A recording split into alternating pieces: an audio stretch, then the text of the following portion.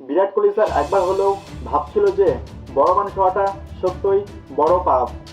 মানে একটি মেয়ের ছবি লাইক হয়ে যায় বিরাট কোহলি হাতে এবং এই সোশ্যাল মিডিয়ায় বিরাট কোহলিকে পুরো তামাশার পাত্র বানিয়ে দেয়।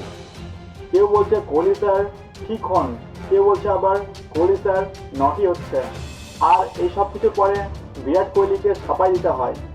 ভুল করে ছবিতে লাইক পড়ে গেছে ভাই, আমি ইচ্ছা করে দেইনি।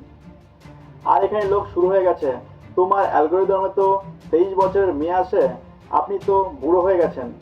23 বছরের বাচ্চা মেয়ের সাথে লাইন মারছেন, যখন আপনার বয়স 20 বছর তখন সেই মেয়েটির বয়স 6 বছর।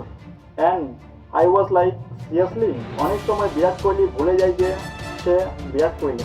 কোহলিকে তাকে নিয়ে স্ট্যান্ড নেওয়ার দরকার ছিল, কোনো দরকার ছিল না। আর এটাকে আপনি রিভার্স করে দেখুন ইয়ার, অনুষ্কা যদি কাউকে লাইক করে দিত তাহলে অনুষ্কা শর্মাকে এতটা সাফাই দিতে হতো কি? মনে হয় না।